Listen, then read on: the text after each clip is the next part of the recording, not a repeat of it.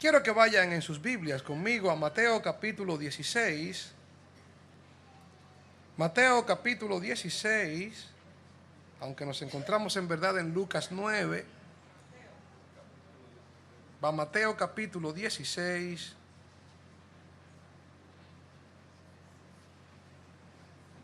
verso 18. Pedro ya le responde al Señor: tú eres el Cristo, el Hijo del Dios viviente.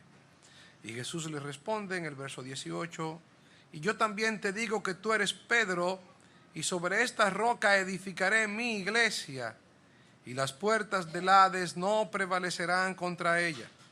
Y a ti daré las llaves del reino de los cielos, y todo lo que atares en la tierra será atado en los cielos, y todo lo que desatares en la tierra será desatado en los cielos. Padre que estás en los cielos, gracias por concedernos esta reunión como creyentes en Cristo. Gracias por el enorme privilegio de venir aquí a adorarte y alabarte.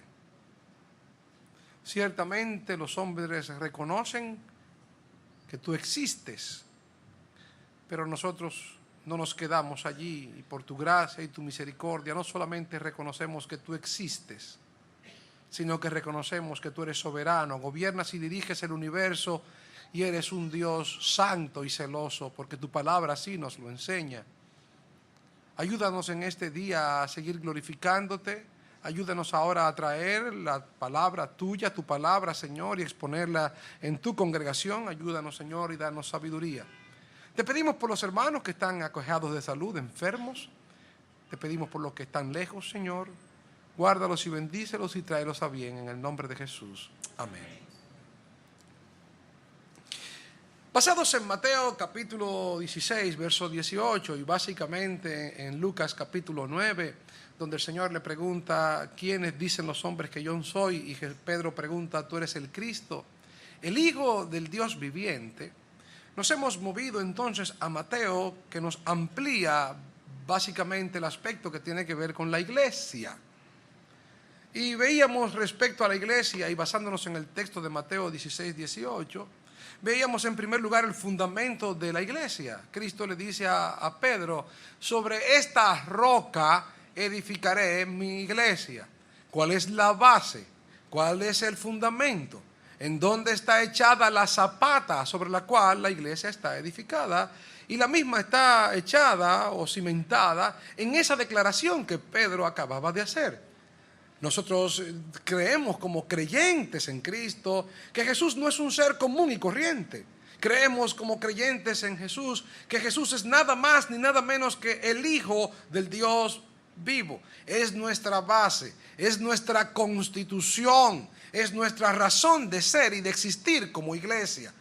Si nosotros dejásemos de creer que Jesús es el Señor, el Hijo del Dios vivo, la iglesia pierde automáticamente su esencia. La iglesia perdería automáticamente su razón de existir.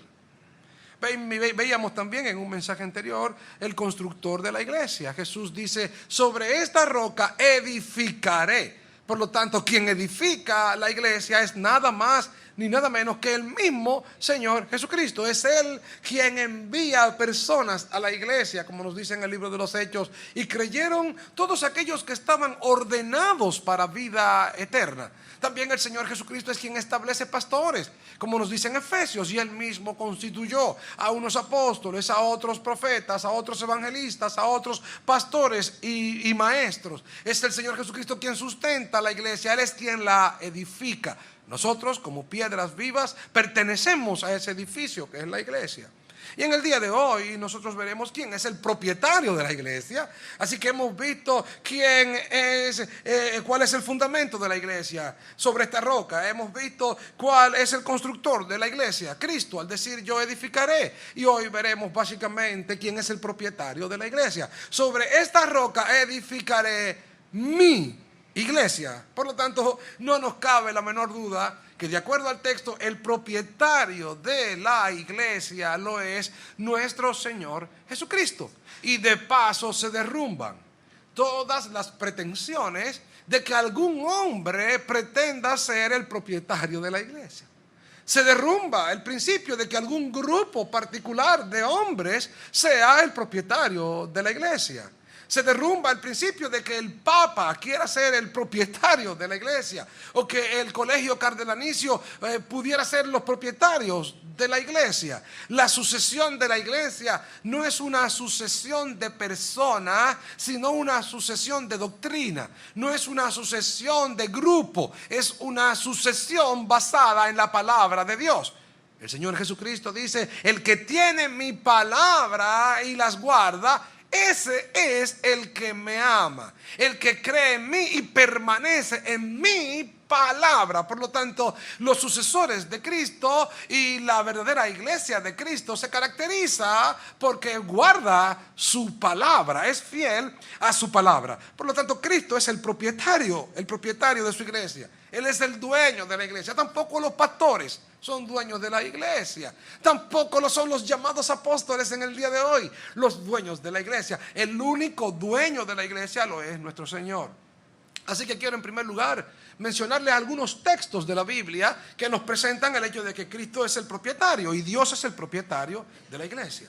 En 1 Corintios capítulo 10 versículo 32 nos dice el apóstol Pablo: no seáis tropiezos ni a judíos, ni a gentiles, ni a la iglesia de Dios.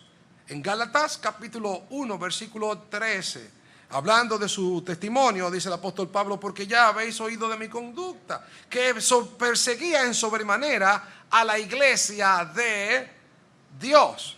Cuando le escribe también a Timoteo, Timoteo era nada más ni nada menos que un discípulo de Pablo. Timoteo era un alumno de Pablo. Timoteo era uno de los colaboradores del apóstol Pablo, y él lo había dejado en otra iglesia para que Timoteo la pastorease. Y como Pablo no llegaba, le escribe en 1 Timoteo capítulo 3 versículo 15: estas cosas te escribo para que si tardo sepas cómo debes conducirte en la iglesia del Dios viviente, en la casa del Dios viviente, que es la iglesia, columna y baluarte de la verdad, la iglesia del Dios viviente. Por lo tanto, la iglesia le pertenece a Dios. Así que muchos otros textos nos demuestran el hecho de que la iglesia es de Dios. Es Dios quien elige a aquellos que van a pertenecer a su iglesia. Les decía en un mensaje anterior que la palabra iglesia es una palabra compuesta. Es una palabra compuesta con la palabra ek, que significa extraer o de llamar, y la palabra kaleo, ek kaleo, es llamar fuera. Es un llamamiento que Dios hace a un grupo de personas que le pertenecen a Él. Así es que, si nosotros los cristianos que pertenecemos a la iglesia somos el conjunto de los llamados por Dios, entonces los que no pertenecen a la iglesia podemos concluir que no han sido llamados por Dios. Podemos decir que aquellos que no son de la iglesia no son de Dios y que pertenecen al mundo. Y cuando hablamos entonces de la iglesia, podemos decir que la iglesia está compuesta por todos aquellos que han sido llamados por Dios, llamados desde Adán y Eva y Abel hasta la última persona que se va a convertir antes de que el Señor Jesucristo aparezca en los cielos a rescatar a su iglesia. En Hebreos capítulo 11 se nos habla acerca de un conjunto de nube de testigos, un grupo de personas del Antiguo Testamento que pertenecían a la iglesia. Por la fe, Abel ofreció mucho más excelente sacrificio que su hermano. Por la fe, Abraham, por la fe, todas estas personas del Antiguo Testamento. Y en el capítulo 12 nos dice: por tanto, teniendo nosotros, versículo 1, alrededor nuestro tan grande nube de testigos. ¿Y cuáles son estos testigos? Un grupo de personajes del Antiguo Testamento. Y dice que ahora ellos son esa gran nube de testigos que nos ven a nosotros correr. Ellos también corrieron su carrera y ellos también pertenecían y pertenecen a la iglesia de Cristo. Así que entonces nosotros hoy veremos, siendo así, ¿quién es el propietario de la iglesia? Y para ello tenemos que irnos a las metáforas, porque la Biblia nos habla en sentido metafórico de qué manera Cristo es el propietario de la iglesia. Y no se olviden ustedes que al hablar de lenguaje metafórico, las metáforas nunca tienen el propósito de abarcar todo el sentido de aquellas cosas que ellas están enseñando. Las metáforas siempre se enfocan en un aspecto y a veces no tienen ni siquiera importancia los detalles. ¿Se recuerdan ustedes de la parábola del mayordomo infiel? Y algunas personas tienden a decir, pero ¿cómo Jesús puede apoyar a un mayordomo infiel? Bueno, el propósito no es apoyar a un mayordomo infiel. El propósito de esa parábola del mayordomo infiel es mostrar de qué manera debemos invertir aquellos bienes temporales que tenemos hoy para la expansión del reino de Dios, para que en el cielo entonces nos reciban en las moradas eternas con alegría. Así es que el propósito de las parábolas no son los detalles, sino que tienen un aspecto particular. Y cuando hablamos de metáforas bíblicas, tenemos que referirnos a la iglesia, y hoy lo haremos enfocándonos en 4 metáforas que nos enseñan respecto de la relación y la propiedad que Cristo tiene por su iglesia. La primera de ellas es que la iglesia es su casa. La iglesia es su casa. La segunda de ellas es que la iglesia es su cuerpo. La tercera de ellas es que la iglesia es su familia. Y la cuarta es que la iglesia es su esposa. Así que vean ustedes, veremos de manera metafórica. ¿Por qué? Porque cuando hay limitaciones para expresar en lenguaje humano aquellas cosas que tienen que ver con las cosas celestiales, la Biblia hace uso de metáforas. Y esas metáforas o lenguajes simbólicos no siempre logran expresar completamente lo que se quiere decir. Por ejemplo, un hombre, cuando está enamorado, le dice cosas a su prometida que esas cosas que le dice no son exactamente así. Recuerdo cuando era más joven, porque todavía, gracias al Señor, soy joven. Recuerdo una canción de Sandro de América. Esa canción decía de la siguiente manera: era un hombre enamorado, ¿no? La noche se perdió en tu pelo, la luna se aferró a tu piel, y el mar se sintió celoso y quiso en tus ojos estar él también. Ahí dice 3 cosas de ella. La noche se perdió en tu pelo, claro. ¿De qué color es el pelo? Negro. La luna se aferró a tu piel. ¿De qué color es la piel? Blanca. Y el mar se sintió celoso y quiso en tus ojos estar él también. Los ojos son verdes. Pero es exactamente así. Cuando utilizamos un lenguaje metafórico, decimos cosas que con palabras comunes no se nos hace igualmente fácil de decir. Cuando hablamos de que la iglesia es la casa de Dios, tenemos que estar conscientes de que Dios no mora en casas. Porque la misma Biblia dice, cuando da aquel discurso Salomón: he aquí que los cielos de los cielos no te pueden contener, cuanto más esta casa hecha con manos de hombres.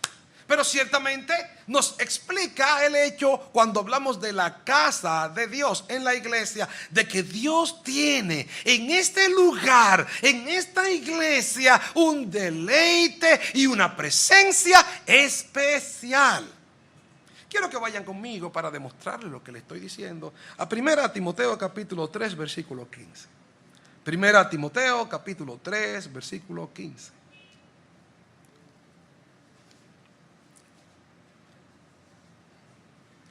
Ya lo mencioné antes, pero véanlo aquí. Versículos 14 y 15. 1 Timoteo 3, 14 y 15. Leo: esto te escribo para que si tardo, aunque tengo la esperanza de ir pronto a verte, para que si tardo, sepas cómo debes conducirte en la casa de Dios. ¿Cuál es esa casa, Pablo? Que es la iglesia del Dios viviente, columna y baluarte de la verdad. La iglesia es la casa de Dios. Así es que aunque Dios es omnipresente y Dios está en todas partes, en esta tierra, en este mundo, el lugar en el cual Dios se encuentra con un deleite especial, y aunque se encuentra en el mundo entero con toda su gloria, En este lugar Él manifiesta más su gloria que en cualquier otro lugar. Por lo tanto, cuando nosotros venimos a la iglesia, debemos estar conscientes de que venimos al lugar en el cual Dios manifiesta su gloria. Hay muchos lugares en San Cristóbal, pero ¿en cuáles lugares de San Cristóbal en el día de hoy estamos diciendo tú eres el gran yo soy? ¿En cuáles lugares en San Cristóbal estamos diciéndole, oh Señor, nosotros te alabamos, levantamos nuestras manos y corazones a ti, y tú eres nuestro Dios, tú eres el Rey de reyes y Señor de señores, y tú eres el que tiene un imperio sempiterno, el que vive por los siglos de los siglos, que los cielos de los cielos no te pueden controlar? ¿En cuál lugar le están diciendo esto a Dios? Un grupo de personas congregadas en la iglesia, y Dios dice que esta es su casa. ¿Saben qué? Nosotros tenemos un privilegio, los dominicanos, que no tienen en algunas partes del mundo. Los dominicanos tenemos hoteles, playas preciosas. Tenemos hoteles en Punta Cana. Y algunos hacemos ahorros para ir. Otros pueden ir en cualquier momento, pero los dominicanos vamos a Punta Cana. Y vamos mucho, algunas veces a Punta Cana. Y oímos personas que a cada rato están en Punta Cana. No somos extranjeros, pero nos gusta. Y los hoteles son tan maravillosos. Nos encantan los hoteles. En los hoteles las habitaciones son preciosas. Preciosas. Cuando la abren, inmediatamente yo, y sé que mi esposa también, lo primero que hacemos cuando entramos es que decimos, qué linda habitación. Inmediatamente prendemos, claro está, el aire acondicionado. Nos encanta prender el aire acondicionado. Y cuando yo entro al baño, me encanta la manera en la cual las mujeres de los hoteles acomodan las toallas. La ponen en forma de un cisne y le colocan 2 flores de cayena. Y eso a mí me gusta. También ponen un platito con unos jaboncitos y claro, en la nevera siempre hay, ¿verdad? Un refresquito bueno. Y ahí está el hotel. Uno está, ¿no?, de lo mejor. Un cuadro detrás de la pared. Y uno se siente muy, muy bien. Y ni hablar.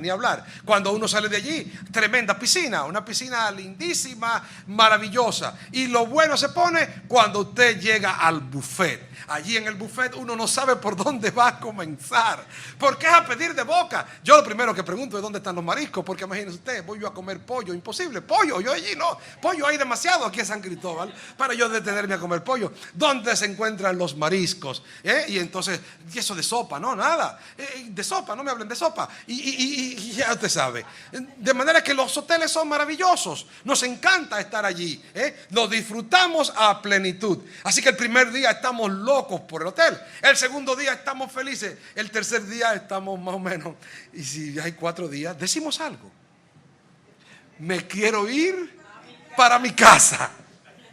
¿Por qué? Porque por bien que tú estés en un lugar, tu casa es tu casa. En tu casa tienes todas las cosas que son tuyas en tu lugar. En tu casa tu familia te mima, te dan lo que tú quieres. En tu casa tú te sientes ser el rey, tu esposa es la reina y los niños son los príncipes. Por lo tanto, Pablo dice aquí que la iglesia es la casa de Dios. Y en tu casa es el lugar en donde tú te sientes mejor. Tú puedes estar en otro sitio, pero en tu casa es el lugar en el cual tú te sientes mejor. Y en esta casa es el lugar en el cual Dios se siente mejor. Se siente bien aquí. Aquí nosotros buscamos los gustos de Dios. ¿Qué quiere nuestro papá? ¿Qué le gusta a Él? Mientras las personas en el mundo están diciendo, Dios dame, a mí me gusta. Aquí en la iglesia, como es la casa de Él, nosotros le decimos, papá, ¿qué a ti te gusta? Y Él dice, a mí me gusta que mi pueblo me alabe, me adore con una limpia conciencia. A mí me gusta que se canten cánticos que contengan mi palabra. A mí me gusta que cuando se hable en el púlpito de mi iglesia, no empiece el pastor a hablar de su último viaje a Boston o de sus experiencias personales, sino que abra mi palabra y hable de mi palabra y hable de mi hijo y que exalte el nombre de nuestro Señor Jesucristo. A Él le agrada eso. Y aquí hacemos las cosas que a Él le agradan, no lo que a nosotros nos agrada. Así es que si tú quieres agradar a Dios en su casa, vas a hacer lo que a Él le agrada. Imagínate que me invitan a tu casa, tú a mí, y tu esposa decide preparar un plato para el pastor. ¿qué le hacemos al pastor? Y tu esposa dice, ay amor, a mí me encanta el locrio de maíz. Y si a usted le gusta el locrio de maíz, yo lo felicito. Porque para mí el que comió locrio de maíz, no sé qué encanto tiene el locrio de maíz. Pero usted come a las 12 locrio de maíz y a la hora usted tiene un hambre peor que la que tenía antes de comerse el locrio de maíz. No entiendo por qué peor el hambre. Parece que tiene un efecto de crear más hambre. Porque a la hora usted dice, ¿qué fue lo que yo comí? Tengo hambre. Locrio de maíz. Y allí está usted queriendo agradar al pastor. Y cuando llego y me siento en tu mesa, bueno, pues allí destapa a tu esposa, mire pastor, lo que preparé para usted, locrio de maíz. Pero a mí me gusta, pastor. Yo soy loca con un locrio de maíz. Sí, pero tú lo hiciste porque te gusta a ti, no porque me gusta a mí. Si querías agradarme a mí, tú tenías que darme lo que a mí me gusta. Tenías que llamar a Sonia. Sonia, ¿qué le gusta al pastor? Bueno, al pastor le gusta, ¿sabe qué? Su pizza buena. Pizza de varias cosas, no de nada más de maíz. No me des pizza de maíz. Pizza buena. Entonces, ¿qué? Si quieres agradar a alguien, vas a darle lo que a esa persona le gusta. Si quieres agradar a Dios, vas a darle lo que a Dios le gusta. Quiero que vayan conmigo a Hebreos capítulo 3, versículos 1 al 6.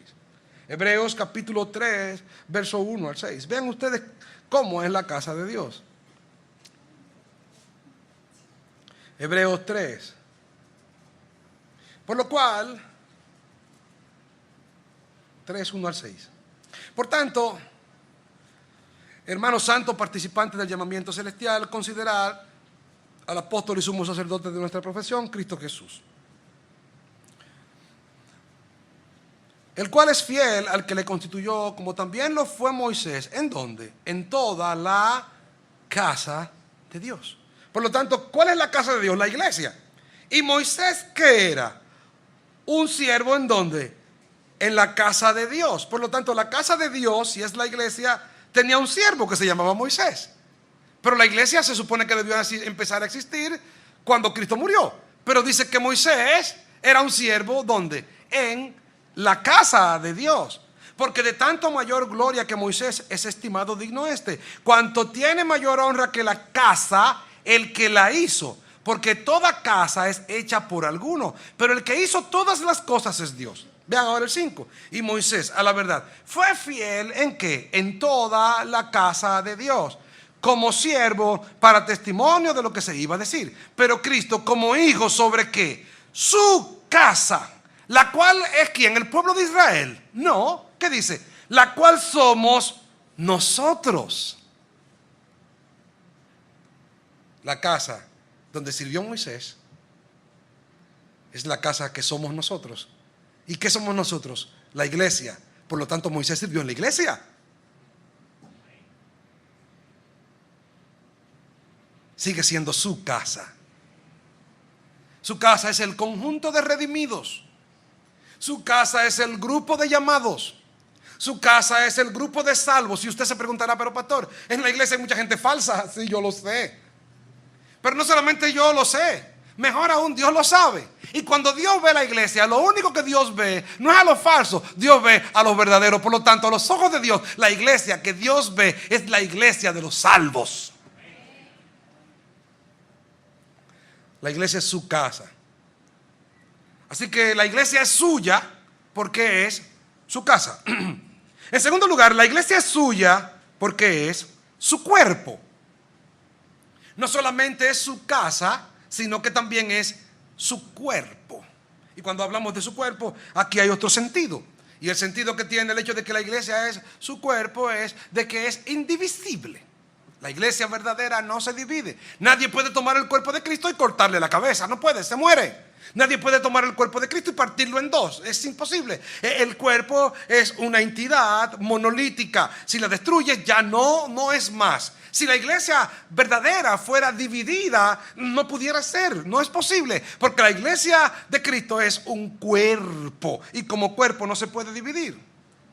En Romanos capítulo 12, versículo 5 dice, nosotros siendo muchos somos un cuerpo en Cristo. Primero los Corintios 10, 16 dice, vosotros pues sois el cuerpo de Cristo y miembros cada uno en particular. Por lo tanto, ustedes son parte del cuerpo y también son miembros de los demás. Esta metáfora es maravillosa. porque presenta dos aspectos de la vida cristiana. Y es el aspecto corporativo y el aspecto particular. En el aspecto corporativo, usted pertenece a esta iglesia. Usted es un miembro de esta iglesia. Y cuando hablamos de miembro, lo podemos aplicar perfectamente a un cuerpo humano. Mis brazos son miembros de mis cuerpos. Mi nariz es un miembro de mi cuerpo. Mis orejas son miembros de mi cuerpo. Miembros internos. Mis pulmones son miembros de mi cuerpo. Así como nuestro cuerpo tiene miembros, así tú también eres miembro de esta iglesia. No somos seres individuales. Tampoco somos personas tan comunistas que perdemos la individualidad. Porque hay grupos que entienden que cuando tú te conviertes, ya tú no eres un ser individual. Pierdes la esencia de ser tú para convertirte en parte del todo absoluto. No estamos hablando del todo absoluto, no. Tú sigues siendo tú. Algunos han llegado a la iglesia y son hiperactivos. ¿Saben qué hace Dios? Dios usa esa hiperactividad. Hay otros que son calmados y Dios usa esa calma. Hay otras que son excelentes consejeros. Dios usa esos consejeros. Hay otros que son expertos en contradecir. No, falso, mentira. Sí, Dios usa a esos contradictores. ¿Cómo va a ser? Sí. Son los que te dicen, ¿para dónde tú vas? Bueno, mira, yo voy ahora a tal sitio. ¿A qué hora vas? A las 12 de la noche. ¿Tú no crees que debería esperarte a las 6 de la mañana? No me contradiga. ¿Saben? Hay gente que es necesario que te contradiga. Son buenos. Son buenos. Te hacen ver lo que tú no ves. Y Dios los usa, aún contradiciéndote, porque te hacen ver las cosas que tú no tienes la capacidad de ver.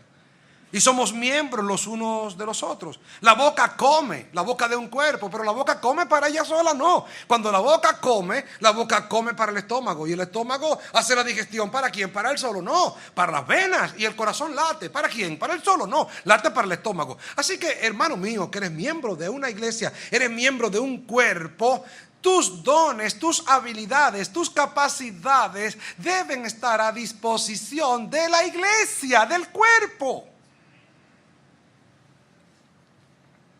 Es inaceptable que un cristiano solamente venga a la iglesia los domingos.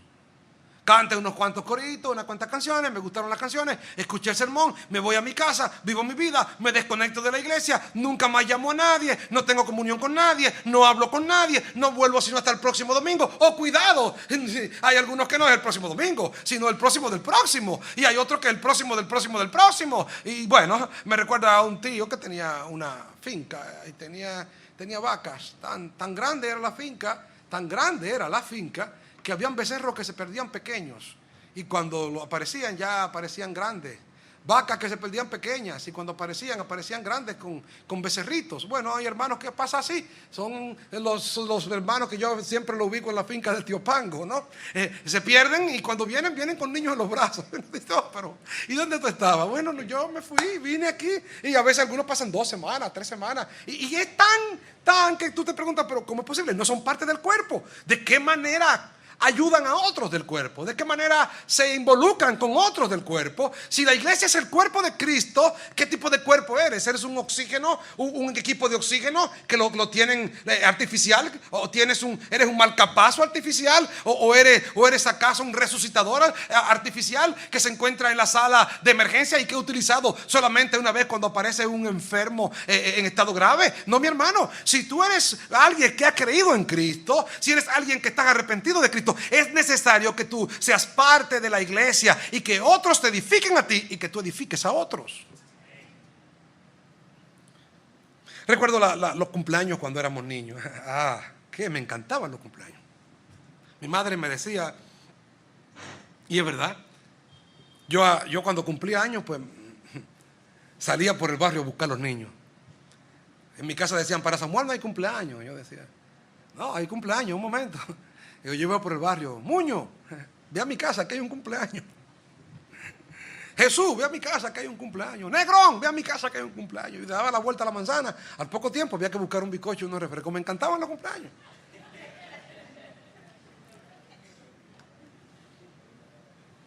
Pero a veces en los cumpleaños yo veía que habían unos niños que se quedaban afuera. ¿Le ha pasado a usted? ¿Ha visto? ¿Usted llegó a ver eso? y se sentaban en la acera. Se sentaban en la acera y entonces al momento del cumpleaños, el cumpleaños en su buena, la mamá tenía compasión de ellos y les decía: allá afuera hay unos niños que están sentados, no quieren pasar, no fueron invitados, llévale un pedazo de bizcocho. Yo era diferente. Yo tenía una travesura que decía, cuando me ponían el bizcocho en las manos, yo decía: ¿y por qué no te lo comes? Es para mi mamá. No hagan eso en casa, ¿no? Y bueno, los dos eran para mí.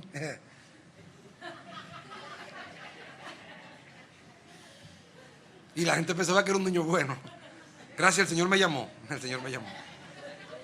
El Señor me llamó por su gracia y su misericordia. Pero recuerdo a esos niños que le daban un pedazo de bizcocho afuera y no entraban al cumpleaños. Hay gente que en la iglesia está así. Un pedazo de bizcocho, pero de afuera.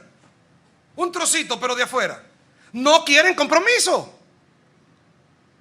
No quieren involucrarse en la iglesia. No quieren sumergirse en la iglesia.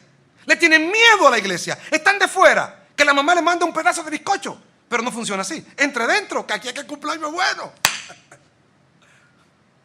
Si no se ha arrepentido, arrepiéntase. Acepte a Cristo y verá lo buena que es la iglesia.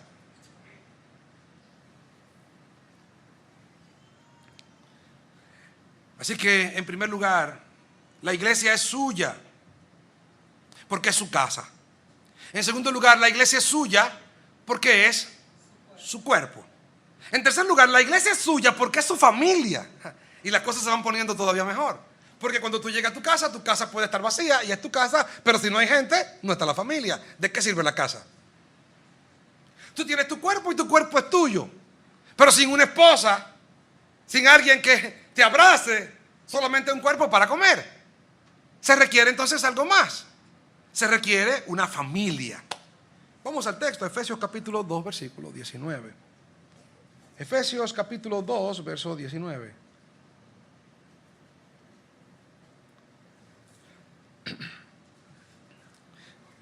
Leo: así que ya no son extranjeros ni advenedizos, sino conciudadanos de los santos y miembros de la familia de Dios. La iglesia es suya porque es su familia. Y eso es lo que somos, una familia.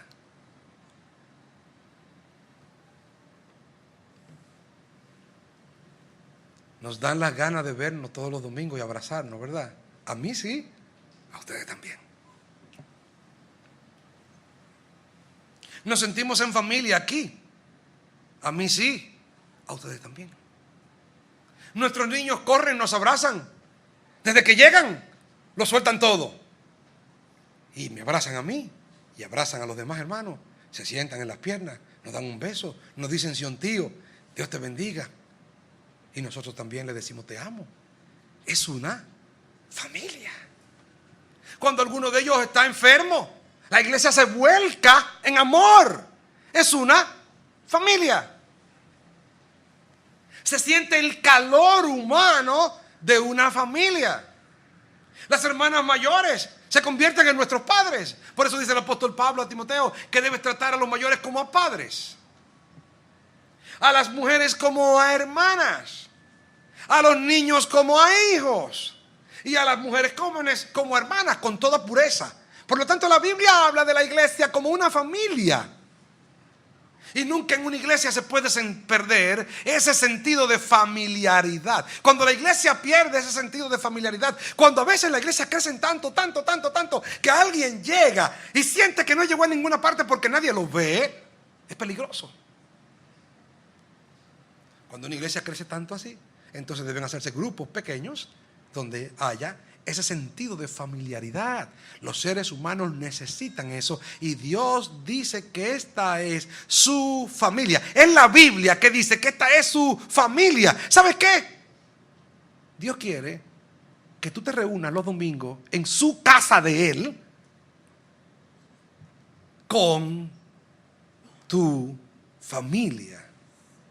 Ojalá los domingos, después del culto, en sus casas, se reúnan ustedes con sus hijos y su familia. Qué bien se siente, ¿verdad?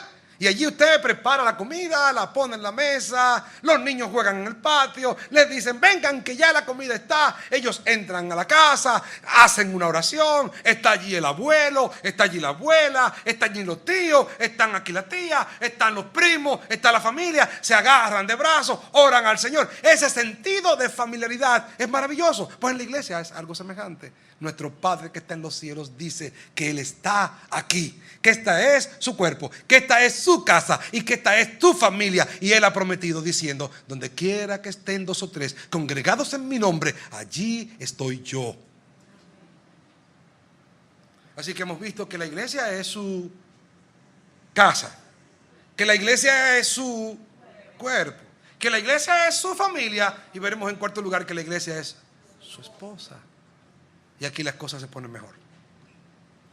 Porque ¿qué hace una casa sin esposa? Allí tiene usted una casa, pero no tiene esposa. Solo. Como decía un cantante, a mí me pasa lo mismo que usted. Me siento solo, lo mismo que usted. Cuando yo llego a mi casa y abro la puerta, me espera en silencio. Silencio de todo. Un artista que hablaba de ese hombre solo que llega a una casa pero no vive con nadie. Usted puede tener familia, pero hay un grado de casa, de familia y de cuerpo que es la esposa.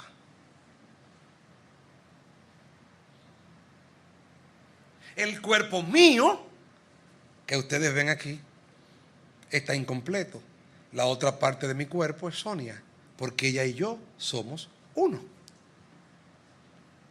Mi familia, ustedes la conocen, pero mi familia terrenal, íntima, es Sonia. Dentro de algunos años quizás, Samira se va. Y nos quedamos yo y Sonia. Pues mi familia es Sonia y mi cuerpo es Sonia. Y mi casa. Mi casa es Sonia. Porque donde ella esté, yo tengo que estar. Y donde yo estoy, ella tiene que estar. Pues ella es mi casa, mi familia y mi cuerpo. Cristo habla de la iglesia diciendo que la iglesia es su esposa. Vamos a Efesios capítulo 5, versículo 21. Efesios capítulo 5, versículo 21.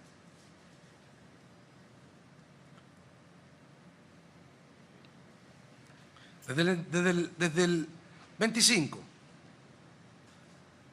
Maridos, amad a vuestras mujeres, así como Cristo amó a la iglesia y se entregó a sí mismo por ella.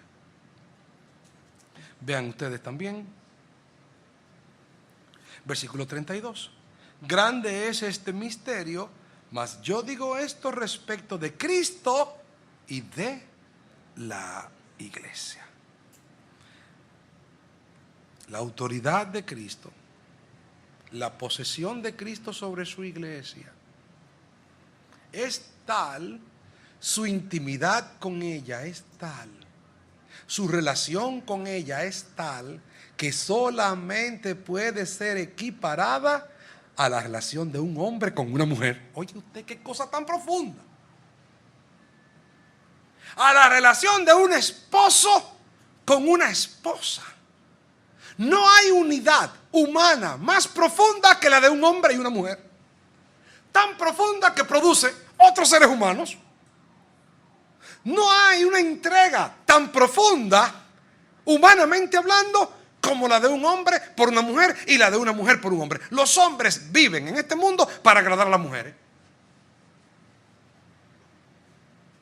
Cuando un hombre compra un auto y el auto le cuesta 3 millones de pesos, ¿quién él quiere que lo vean? Muchos hombres. No, que lo vean las mujeres. Cuando un hombre rebaja y bota la barriga y se hace un peinado y se arregla, ¿quién él quiere que lo vean? Las mujeres. Cuando las mujeres se ponen, ¿cómo va?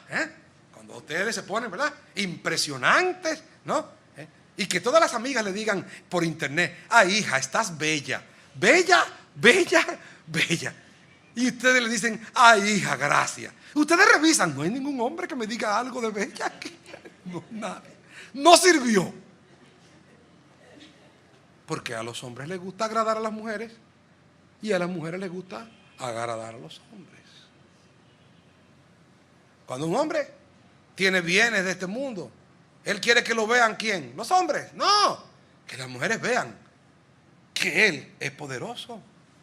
Hasta cuando se tiran una foto para mandarla por internet. El día pasado un hermano mandó una foto por internet y decía, estaba así en una playa y abría los brazos y decía, así en la playa detrás decía, admirando la creación del Señor. Y yo le escribí diciéndole, yo creo que lo que tú quieres decir es, qué bien estás tú ahí mientras nosotros estamos trabajando. Y en el fondo lo que quiere decir es que las que no se casaron contigo están dejando de disfrutar de ese resort un lunes porque no se casaron con un hombre tan inteligente como tú, que las hubiera puesto a disfrutar de sus riquezas a tan temprana edad, y se casaron con gente pobre. En el fondo hay una intención de agradar a la mujer. Cristo es el esposo de la iglesia y la iglesia es la esposa de Cristo. Como su esposa, ella existe para agradarlo a Él, para obedecerle a Él, para servirle a Él, para amarle a Él. Él se entregó por ella. Nos dice en Hechos capítulo 20 que pastoreemos la iglesia de Cristo, la cual Él ganó por su propia sangre. Él la ganó, Él la compró, Él pagó el dote, Él pagó el precio que había que pagarle al padre, a Labán. Él duró más que Jacob, más de 7 o 14 años por Leo, por Raquel. Él pagó, no con trabajo, Él pagó con su propia sangre el derecho a ser el esposo de la iglesia.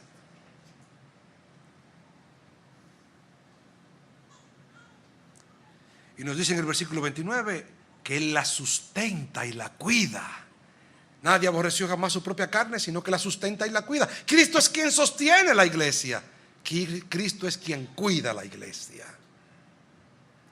Así que, hermano, hemos visto 4 cosas respecto a la relación de Cristo de intimidad con su iglesia. La iglesia es su casa. La iglesia es su cuerpo. La iglesia es su familia. La iglesia es su esposa. Y yo termino con unas breves reflexiones. Si para Dios la iglesia es todo eso, ¿qué es la iglesia para ti? ¿Cómo ves tú la iglesia? ¿Es la iglesia importante en tu vida? ¿Cambias un culto por un sancocho?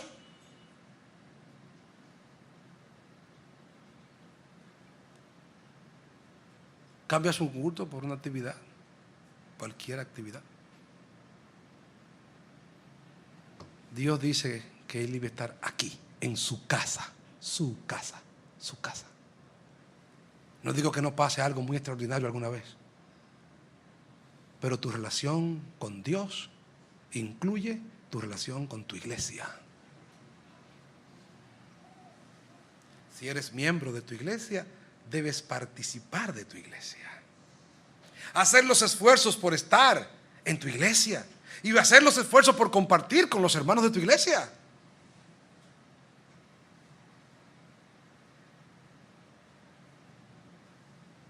¿Cómo la ves? ¿Te recuerdas? Dios añadía cada día a la iglesia los que habían de ser salvos. Si alguien es salvo, desea estar en la iglesia desea ser parte de la iglesia, desea pertenecer a la iglesia, desea ser miembro de la iglesia, desea ser pastoreado en la iglesia, desea servir en la iglesia, desea ser servido en la iglesia, vive la vida de la iglesia, comparte la vida de la iglesia, comparte los ministerios de la iglesia, quiere estar ahí. Puede decir como el salmista David: cuán amables son tus moradas, oh Jehová de los ejércitos, anhela mi alma y aún desea estar en el templo de mi Dios, porque mejor es un día dentro de tus atrios que 1000 fuera de ellos. Puede decir: mirad cuán bueno y cuán delicioso es el habitar los hermanos juntos en armonía, porque allí envía Jehová bendición y vida eterna.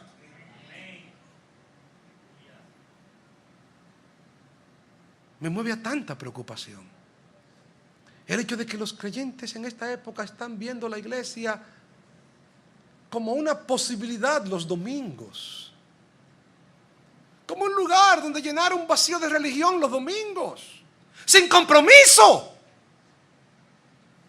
de lejito, que le lleven el bizcocho a la acera,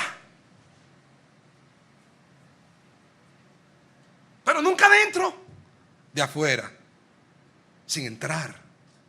No, te pierdes la mejor parte. Te pierdes la mejor parte. Hermanos, la iglesia existe desde Adán y Eva.